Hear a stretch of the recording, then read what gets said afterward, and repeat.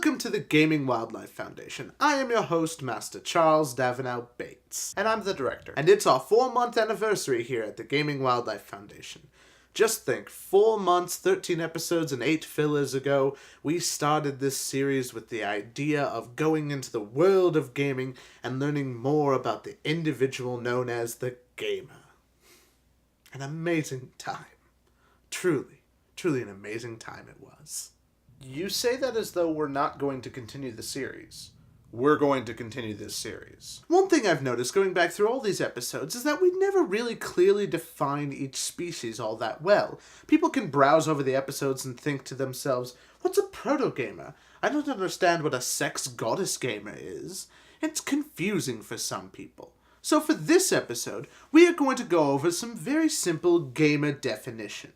When I go over each species, I'm going to talk about what really brought it to my attention and why I think it deserved a specific episode on the Gaming Wildlife Foundation. And then I'm going to go through each species and define them in layman's terms so that everyone knows what we're talking about. The proto-gamer. The proto-gamer is a vicious carnivore that only goes after the weakest species in the kingdom to try and make it play its game that it so wants to beat by itself, but just can't quite do it. Do you have a younger brother or younger sister who plays video games, but they don't really know how to actually play? So they'll come back to you and ask you for help, and then they'll finally beat the game, but really you did all the work? Yeah, they're a proto-gamer. The Omni-gamer. The Omni-gamer is a multitasking species able to take on multiple games at the same time. Do you or someone you know like to watch movies while playing video games, or listen to music while playing video games, or maybe you'll read a book, or maybe you'll play 2 video games at once, one's really stop and start, and the other one you can pretty much pick up at any point? Then you are an Omni-gamer. The female gamer. The female gamer is a rare sight in the gaming kingdom, a true female that just wants to enjoy her game to the fullest. Female, plays games. That's all there is to it. Gamer girl syndrome. Those suffering from gamer girl syndrome will go after the weakest of the male gamers to get that attention they so heartily desire. You ever met a girl who claims she's a gamer, but then when you ask her anything about any game, she knows nothing? She's simply using the medium to try and get a lot of attention from nerds because nerds will jump at anything that has boobs? Yeah, she's suffering from gamer girl syndrome. The Elder Nerd. The Elder Nerd is the oldest of the gaming species, ranging way back before games even existed, creating a world and an environment for them to explore without the use of visual elements. He's an older guy that knows a lot about video games. He's probably been around since before they even were invented, and then really got into the medium in his old age. Yeah, Elder Nerd. The Alpha Gamer. The Alpha Gamer is the alpha male of the gamer pack, leading the culture in new directions to find new games to explore. The Alpha Gamer is just someone who really enjoys the medium of video games. They'll play any genre, they'll try any game out. They may have their preferred genre that they go back to, but for the most part they just really want to encompass themselves in the culture. The Beta Gamer. The Beta Gamers are, simply put, the followers of the gamer pack.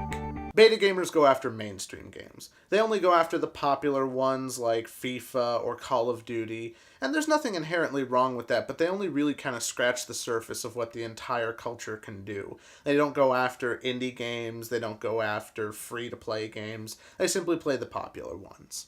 The Pirate Gamer. A plundering marauder that fights to get games to the masses against the tyrannical regime of video game companies.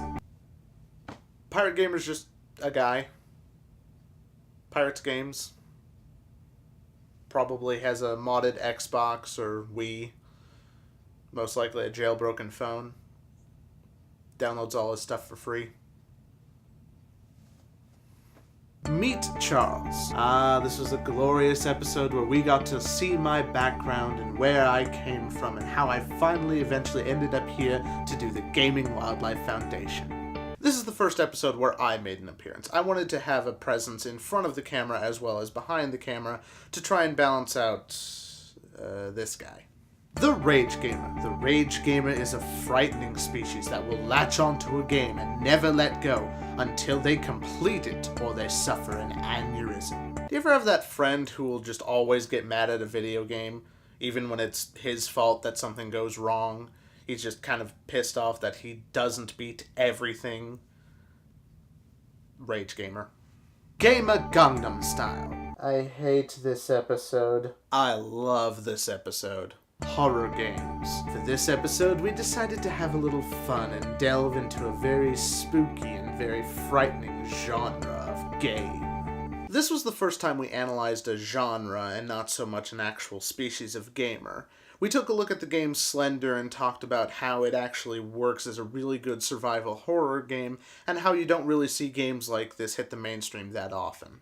The Sex Goddess Gamer, a beautiful and wondrous creature that gamers will only dream of ever meeting or getting a chance to speak to. She doesn't actually exist. She's basically just the embodiment of what gamers think is the perfect girlfriend. Again, she doesn't actually exist. The Non-Femme Gamer, a hideous and foul creature that will go after the gamers that those suffering from gamer girl syndrome have left behind. Do you remember chat rooms from the 90s? Do you remember how you would go there to chat with other people and you would find a woman in there and you would chat with this other woman? Well, it turns out that woman was actually a guy. And since chat rooms died out after the 90s, these guys have moved on to MMOs, and that's where the non-femme gamer comes from. The Backseat Gamer, a dangerous individual that will force weaker gamers to go through a very strict and linear progression that only they define as the best way to get through a game. Do you have a friend who just really wants to introduce you to a brand new game, but then will sit behind you and tell you exactly how they want you to play it, and don't actually ever let you enjoy the game yourself? Yeah, Backseat Gamer. The Fit Gamer, a gamer that takes charge in their own fitness and their own well-being to get the best exercise they can. Do you ever have that friend who's always looking for alternative ways to lose weight without actually having to exercise? Turns out those people really like fitness games. Well, I must say that was an amazing 13 episodes. Here's to 13 more. Hopefully more than 13 episodes. We'll see. For the Gaming Wildlife Foundation, my name is Master Charles Davinow Bates, and I'm the director. Good night.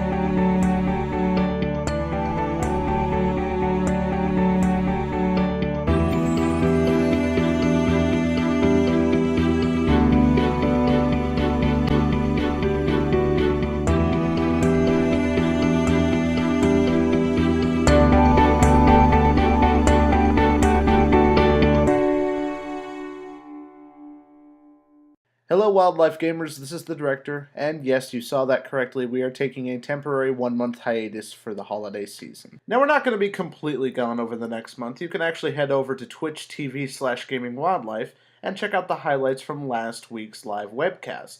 Plus, we're going to be doing another live webcast on December 30th. And guess what game we're playing?